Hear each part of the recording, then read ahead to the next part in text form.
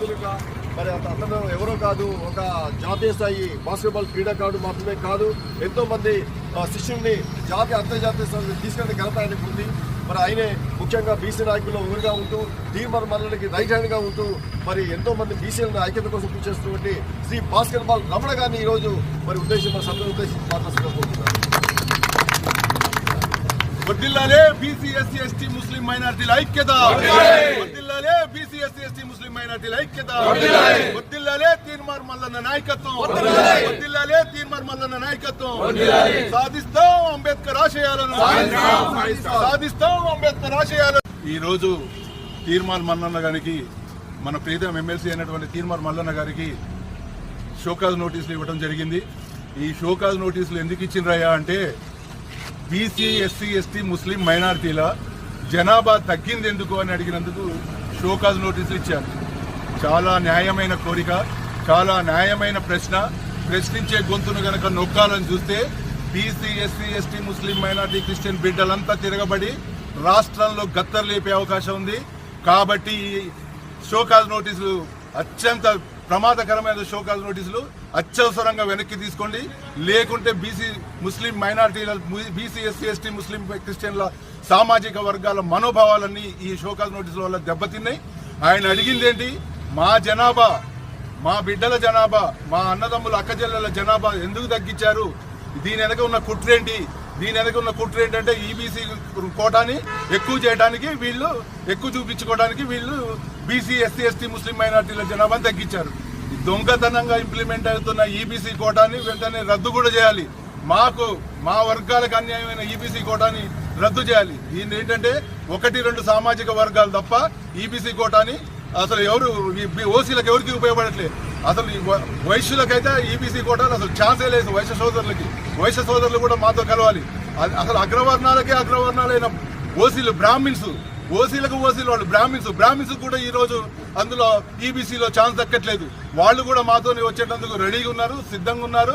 ఇది ఒక BC SC ST ముస్లిం మైనారిటీల ఐక్యవేదికే కాదు, మా ఎమ్మటి ఉండే ఓసీ వర్గాలు కూడా మాతో వస్తున్నాయి. ఇది కేవలం ఈ నోటీసులు, ఈ సభలు ఇవన్నీ కేవలం నామ మాత్రమే. ఇదంతా ల్యాబొరేటరీ. ఇప్పుడు ల్యాబొరేటరీలో ఒక పద్ధతి నడుస్తోంది, ముందు ఇంకా ఉంది.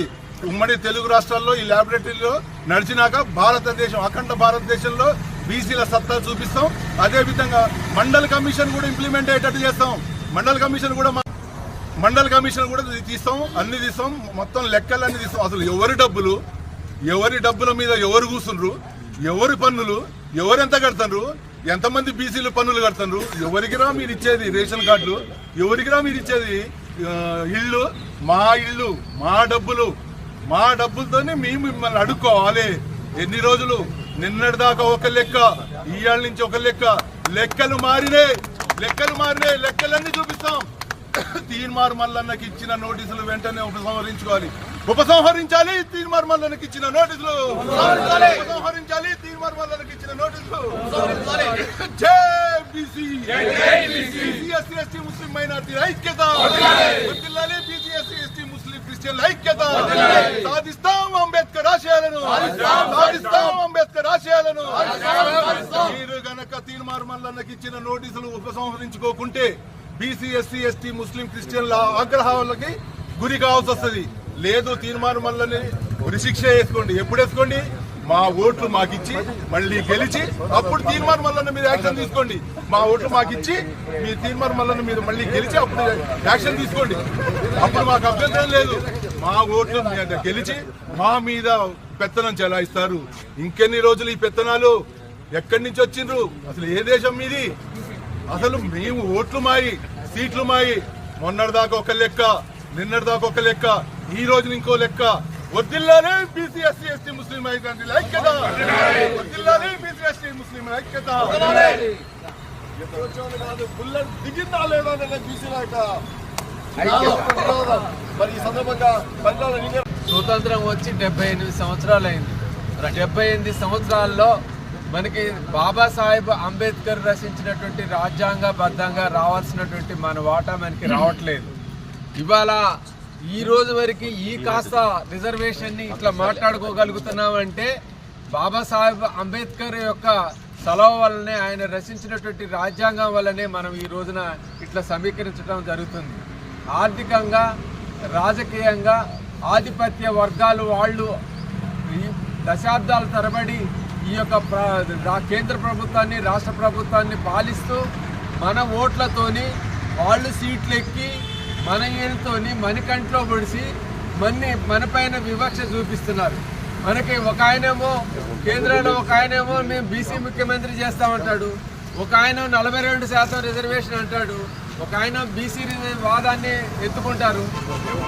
ఎవరైనా సరే ఆచరణ రూపంగా వచ్చేసరికి పూర్తిగా మన బీసీలందరినీ కూడా విస్మరించే పరిస్థితి కనబడుతుంది.